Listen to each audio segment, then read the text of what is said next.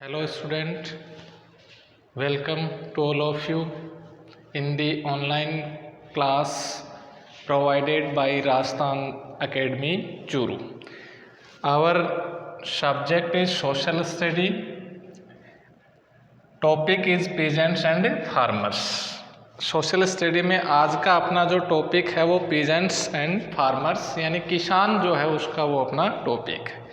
इसके अंदर इस चैप्टर के अंदर फर्स्ट में इंट्रोडक्शन देखिए, इंट्रोडक्शन क्या है इसका। इस चैप्टर के अंदर we will read about peasants and farmers with a special focus on three different countries हैं, उनके ऊपर हम स्पेशल फोकस करते हुए वहाँ के जो पीजेंट्स हैं और फार्मर्स हैं उनका अध्ययन हम करेंगे। यही इसका इंट्रोडक्शन समझे आप। वो जो थ्री विशेष जो कंट्रीज हैं, स्पेशल जो कंट्रीज हैं, उनके अंदर इंग्लैंड है, यूएसए है और इंडिया।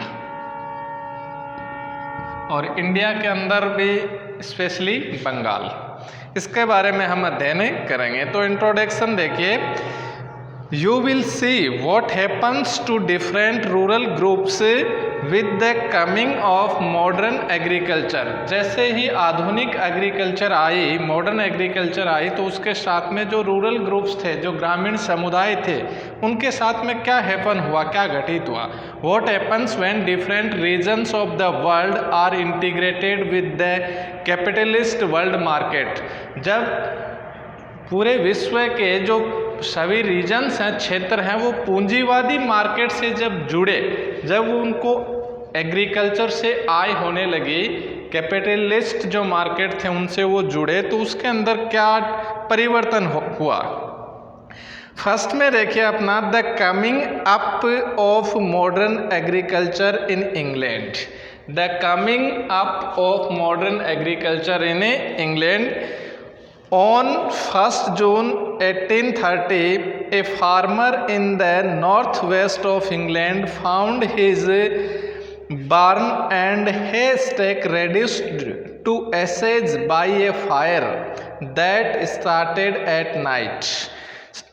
1 जून 1830 को एक किसान को अपने फार्म के ऊपर अपना हेस्टेक, अपना चारा और जो बार्न था वो सब कुछ जलकर के राख हुआ मिला। रात्रि के दौरान सब कुछ टर्न इनटू एसेज हो गया। ऐसा हुआ क्यों? In the months that followed, और उसके बाद में जो महीने आए, केसेज ऑफ सच, ऐसी जो फायर के जो केसेज थे, वर रिपोर्टेड फ्रॉम नंबरस डिस्ट्रिक्ट्स, अनेक जिलों से ऐसे केस थे वो रिपोर्ट होने लगे। At times only the rick was burnt, कभी कभी तो केवल जो चारा था वो ही जलाया जाता। एट अदर टाइम्स कभी कभी द इंटायर फार्म हाउस, पूरे फार्म हाउस को भी जला दिया जाता। Then on the night of 28 August 1830 a threshing machine of a farmer was destroyed by labourers in the East Kent in England. East England के अंदर, कैंट के अंदर एक फार्मर की जो थ्रेसिंग मशीन थी उसको लेबरर्स के द्वारा, श्रमिकों के द्वारा क्या किया गया, डिस्ट्रॉय किया गया।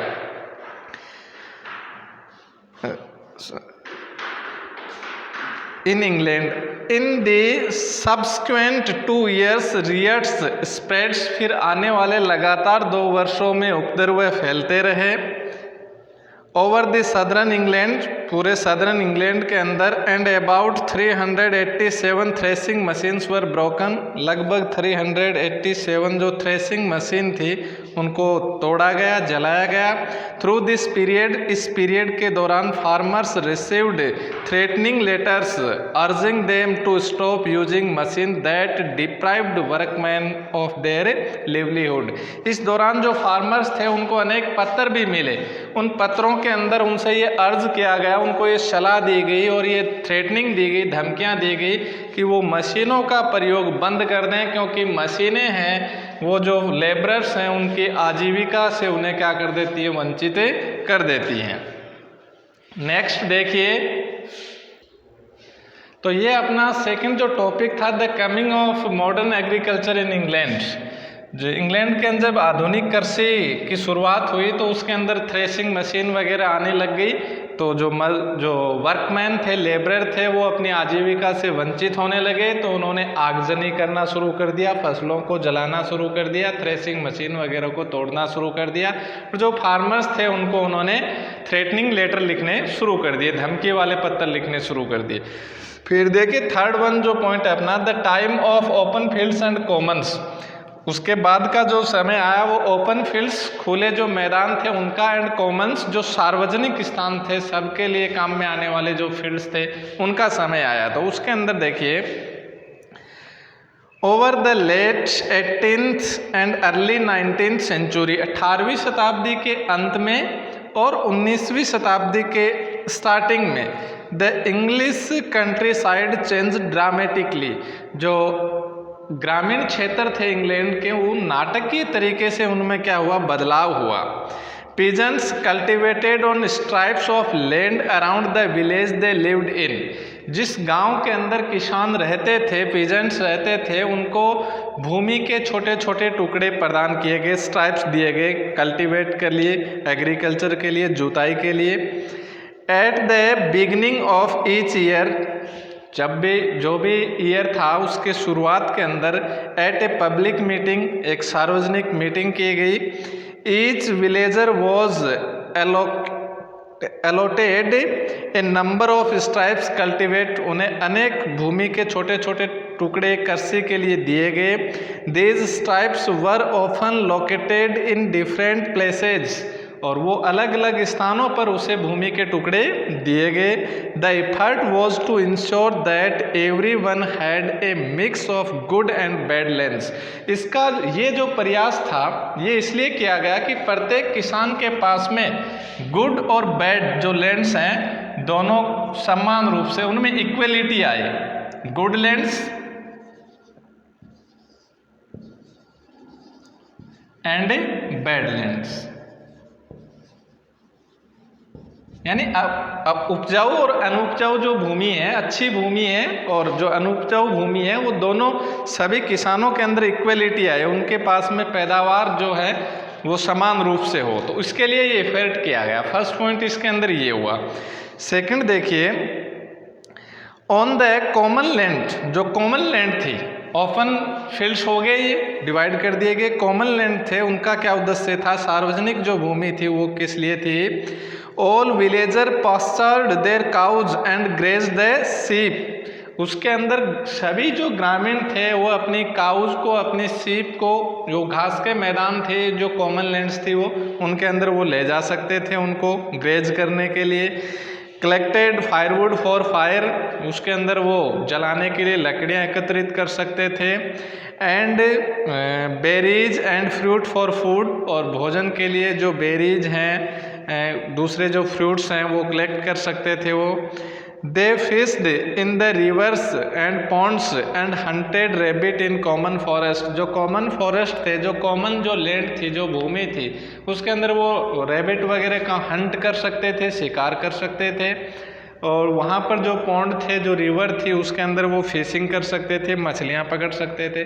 तो दूसरी बात इसके अंदर हमें ये याद रखनी है कि जो ओपन फील्ड्स थे उनको डिवाइड किया गया स्ट्राइप्स के अंदर, छोटे छोटे भूमि के टुकड़े सभी किसानों को, उपजाऊ और अनुपजाऊ भूमि थी उनको डिवाइड किया गया, और प्रत्येक किसान को गुड लैंड भी मिली और उसे बैड लैंड भी मिली, दोनों प्रकार की भूमि उसे प्रदान की गई।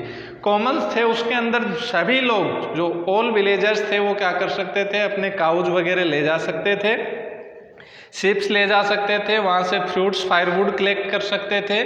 उस कॉमन लैंड के अंदर जो पॉन्ड थे, जो रिवर थी, उसके अंदर वो फिशिंग कर सकते थे या रैबिट वगैरह हंटिंग कर सकते थे।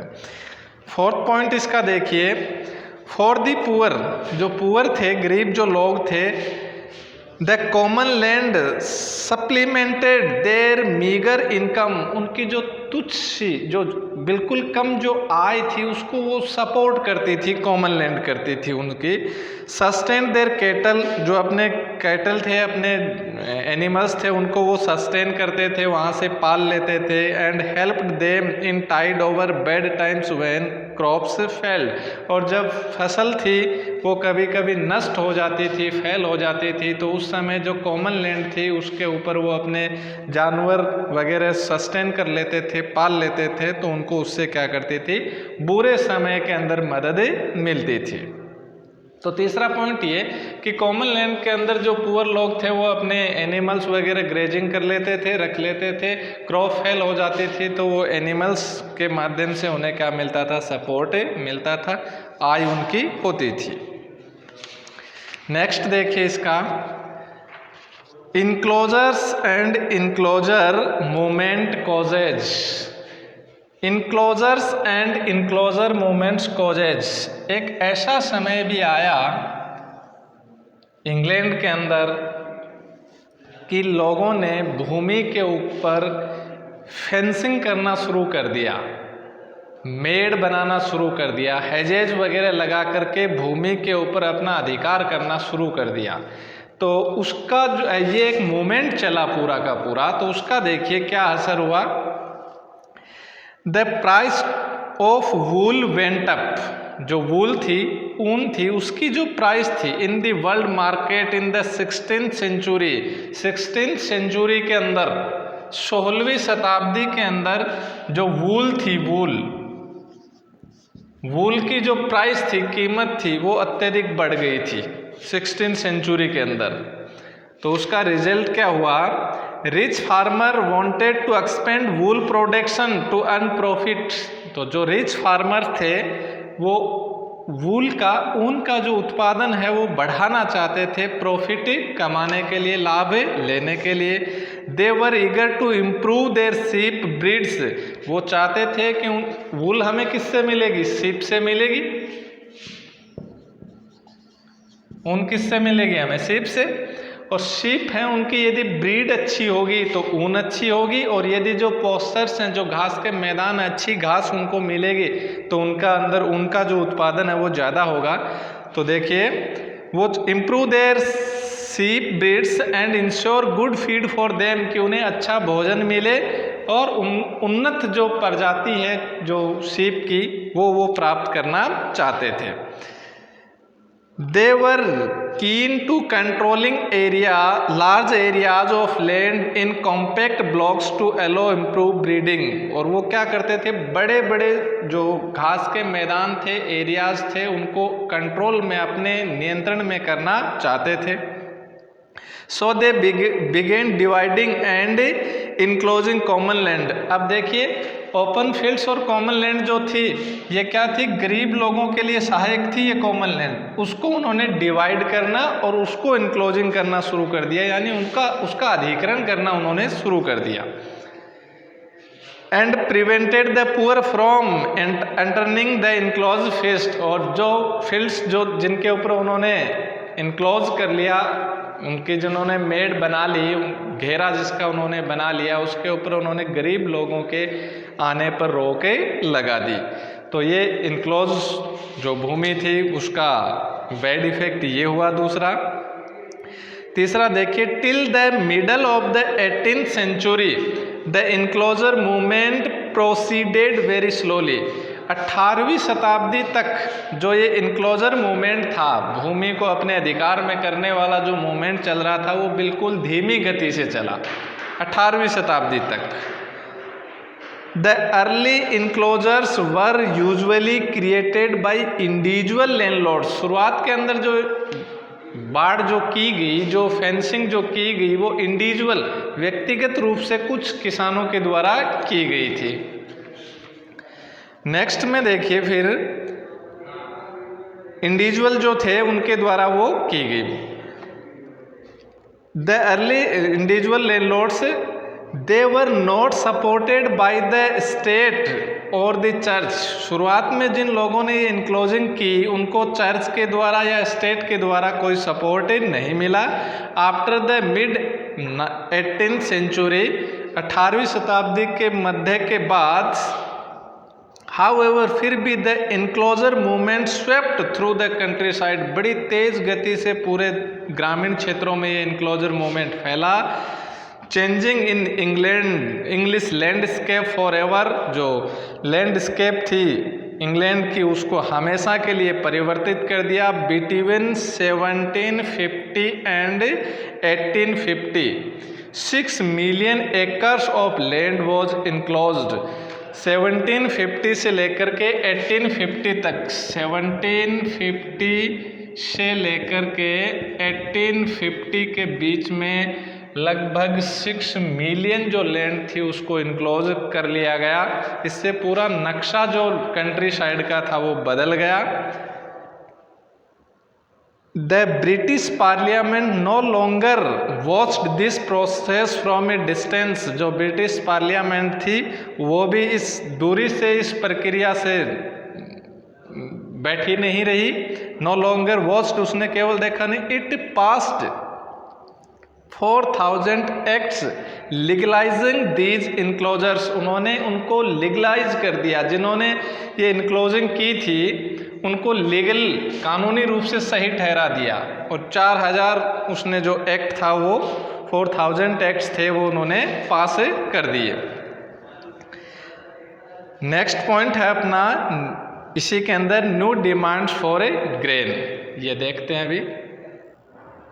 अब देखिए, जो गवर्नमेंट थी उसने इनक्लोजर्स को या इनक्लोजिंग को क्या कर दिया, लीगलाइज कर दिया। तो ये तो गलत बात हुई ना, कि जो पुअर जो लोग थे उनको कॉमन फील्ड्स के ऊपर अब अपने जो कैटल वगैरह ले जाने की अनुमति नहीं रही, क्योंकि उन्होंने अधिकार कर लिया उसके ऊपर। लीगलाइज क्यों किया, उसके पीछे का रीज़न देखिए। New demands for grain, new demands for grain,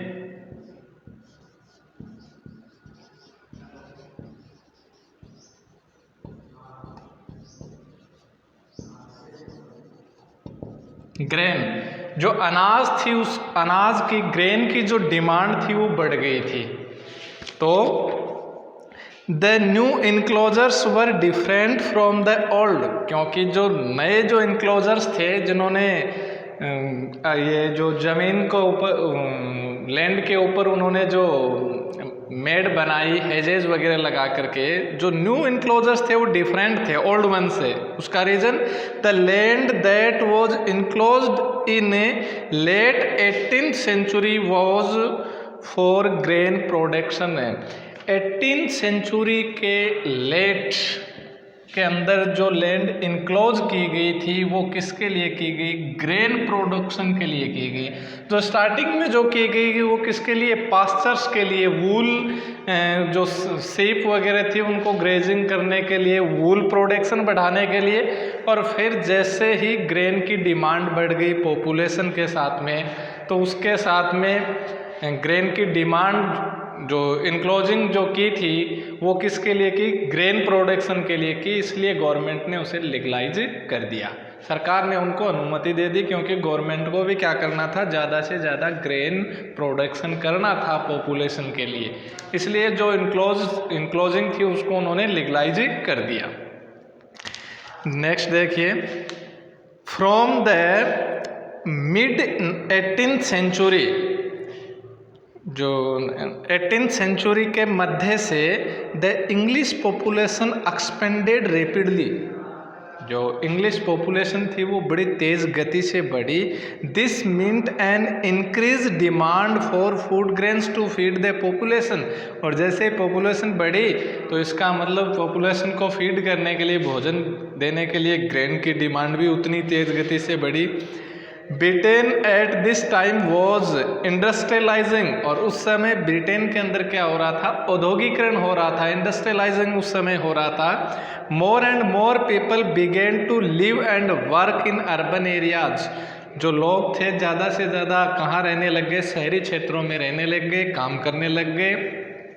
to survive they had to buy food grains in market, और अपनी सर्वाइव के लिए वो बाज़ार से फूड ग्रेन्स क्या कर लेते थे, बाई करते थे, खरीदते थे, खरीदना पड़ता था उनको। The market for food grains expanded, इसलिए जो फूड ग्रेन्स का मार्केट था वो बढ़ा। डिमांड इंक्रीज रेपिडली, मांग भी बड़ी तेज गति से बढ़ी। एंड फूड ग्रेन प्राइसेस रोज, और जो अनाज था उसकी कीमतें बढ़ गई, ऊंची हो गई। By the end of 18th century, 18वीं शताब्दी के अंत तक, France was at war with England, उस समय फ्रांस था वो इंग्लैंड के साथ युद्ध की स्थिति में था। This disrupt trade and the import of food grains from Europe, और जो यूरोप से जो फूड ग्रेन्स लाया जाता था वो क्या हो गया, इम्पोर्ट जो था वो क्या हो गया, डिस्टर्ब हो गया, बाधित हो गया। Prices of food grains in England sky rocketed, England के अंदर अनाज की जो कीमतें थी वो आसमान छूने लगी। Increasing land owners to enclose lands and enlarge the area under grain cultivation, इसलिए गवर्नमेंट ने जो फार्मर्स थे उनको ज़्यादा से ज़्यादा उत्साहित किया कि वो लैंड को इनक्लोज करें, ज़्यादा से ज़्यादा कल्टीवेशन हो, एग्रीकल्चर ज़्यादा से ज़्यादा लैंड के ऊपर की जाए, ऐसा गवर्नमेंट ने उनको इनकरेज किया, इसलिए उन क्या कर दिया, लीगलाइज कर दिया था उसको। Profits flowed in and land owners pressurised the parliament to pass the enclosure acts, अब जो पॉपुलेशन इंक्रीज हुई तो उसके लिए ग्रेन की डिमांड बढ़ गई। अब ग्रेन की डिमांड किससे पे, एग्रीकल्चर से पूरी हो सकती है, यूरोप से जो इंपोर्ट किया जाता था उसको वो बाधित हो गया था। तो अपने जो फार्मर्स थे, अपने जो किसान थे, उनको गवर्नमेंट ने कहा कि तुम ज़्यादा से ज़्यादा लैंड को इनक्लोज कर लो और उसके ऊपर एग्रीकल्चर करो। अब जब जो फार्मर्स थे उनकी डिमांड बढ़ी तो फार्मर्स ने गवर्नमेंट के ऊपर, पार्लियामेंट के ऊपर प्रेशर बनाया और जो इनक्लोजर जो वो कर रहे थे, जो लैंड इनक्लोज जो कर रहे थे उसको उन्होंने लीगलाइज एक्ट के माध्यम से करवा लिया, इनक्लोजर एक्ट उन्होंने पास करवा लिया था। तो ये जो एज थी वो आपकी किसकी रही, फिर इनक्लोजर की एज रही, द एज ऑफ इनक्लोजर्स रही है। There is one dramatic fact that makes the period after the 1780s different from any earlier period in English history. English history के अंदर 1870 के बाद का जो समय था वो बड़ा ही डिफरेंट था, ड्रामेटिक था अर्लियर हिस्ट्री से। Food grains production in the past had not expanded as rapidly as the population, क्योंकि पास्ट के अंदर भोजन उतनी, जो फूड ग्रेन्स हैं वो उतने ज़्यादा प्रोडक्शन उसका नहीं हो पाता था जितनी ज़्यादा पॉपुलेशन इंक्रीज होती थी, बढ़ती थी। पॉपुलेशन जितनी बढ़ती थी उतना फूड एक्सपेंडेड नहीं होता था, प्रोडक्शन उसका नहीं होता था। तो ग्रेन प्रोडक्शन नाउ ग्रू एज क्विकली एज पॉपुलेशन। तो 1780 से पहले, 1780 से पहले जो पॉपुलेशन थी उसके कंपैरिजन में फूड का प्रोडक्शन उतना नहीं हो पाता था, लेकिन 1780 के बाद एक ड्रामेटिकली चेंज इंग्लिश हिस्ट्री में हुआ और जो फूड प्रोडक्शन था, फूड ग्रेन जो प्रोडक्शन था वो बड़ी रैपिडली से होने लग गया, तेज गति से होने लगा। नेक्स्ट वन देखिए, this increase in food grain production was made possible not by any radical innovations in agricultural technology. और ये तेज गति से जो फूड ग्रेन का प्रोडक्शन हुआ उसके अंदर कोई आधुनिक जो तकनीक थी उसका प्रयोग इसके अंदर नहीं किया गया। किसके द्वारा हुआ, but by bringing new lands under cultivation, कि ज़्यादा से ज़्यादा भूमि थी उसके ऊपर कृषि की गई, उसके ऊपर जुताई की गई। Landlords sliced up pasture lands, जो घास के मैदान थे उनके अंदर कटौती कर दी, वहाँ पर भी उन्होंने कल्टीवेशन शुरू किया। कार्व्ड अप फील्ड्स, जो खेत थे उनको भी कार्व्ड अप करना शुरू कर दिया। कट अप फॉरेस्ट कॉमन, सार्वजनिक जो स्थान थे उनमें भी जो फॉरेस्ट थे, पेड़ पौधे थे, उनको काट करके कल्टीवेशन शुरू कर दिया। टुक ओवर मार्सेज, जो दलदल थे वहाँ पर भी उन्होंने कल्टीवेशन करना शुरू कर दिया and trend larger and larger area into agricultural fields. बड़े से बड़े यानी ज़्यादा से ज़्यादा जो क्षेत्र था उसको किसके एग्रीकल्चर के अंदर उन्होंने काम में लेना शुरू कर दिया। इन द 1660 के अंदर क्या हुआ था, 1660 में farmers began growing turnip and clover. जो फार्मर्स थे उन्होंने क्या उगाना शुरू कर दिया, टर्निप और क्लोवर। टर्निप और क्लोवर जो फार्मर्स थे उन्होंने उगाना शुरू कर दिया, ग्रोविंग करना शुरू कर दिया 1660 के अंदर। Reason, they soon discovered the planting these crops improved the soil and made it more fertile. और उन्हें इस बात का पता लगा कि टर्निप और जो क्लोवर होते हैं उनको यदि हम ग्रो करते हैं तो जो लैंड होती है उसकी फर्टाइल कैपेसिटी बढ़ती है, वो ज़्यादा उपजाऊ होती है, जो सॉइल होती है वो इम्प्रूव्ड होती है। Turnip was a good fodder crop, अच्छे फॉडर वाली ये क्रॉप थी, फसल थी टर्निप जो शलजम थी अपनी। These crops had the capacity to increase nitrogen content of the soil. Soil के अंदर जो नाइट्रोजन है उसकी मात्रा बढ़ाती थी। टर्निप और जो क्लोवर है ये दोनों क्या करती, सॉइल के अंदर नाइट्रोजन जो है उसकी मात्रा बढ़ाते। तो नाइट्रोजन है वो जो अपने क्रॉप्स हैं उनके लिए नेसेसरी कंटेंट है। Nitrogen was important for crop growth के लिए, क्रॉप की ग्रोथ के लिए बड़ा इम्पोर्टेंट है। Cultivation on the same soil over a few years depleted the nitrogen in the soil and reduce it's fertility. लगातार भूमि के ऊपर जुताई करने से उन पर नाइट्रोजन की मात्रा कम हो जाती है और उसकी जो उपजाऊ क्षमता है भूमि की वो क्या हो जाती है, फर्टिलिटी क्या हो जाती है, कम हो जाती है, उपजाऊपन कम हो जाता है उसका। बाई रीस्टोरिंग नाइट्रोजन, दोबारा उसके अंदर नाइट्रोजन रीस्टोर करके turnip and clover made the soil fertile once again. Turnip और क्लोवर क्या करती थी, नाइट्रोजन को वापस भूमि में रीस्टोर करके उस सॉइल को क्या कर देती थी, दोबारा फर्टाइल बना देती थी। Enclosures were now seen as necessary to make long-term investments on land and plan crop rotation to improve the soil। अब जो इनक्लोजर्स थे उनके अंदर लॉन्ग टर्म इन्वेस्टमेंट्स देखे जाने लग गए, उनकी योजना बनाई जाने लग गई कि भूमि के ऊपर लंबे समय तक अब कृषि की जाएगी, इन्वेस्टमेंट इसमें किया जाएगा। और जो क्रॉप थी वो भी रोटेशन के अंदर बदल करके सॉइल को इम्प्रूव करने के लिए जो क्रॉप थी वो बदल करके क्रॉप करना, उसके फसल उगाना उसमें शुरू कर दिया।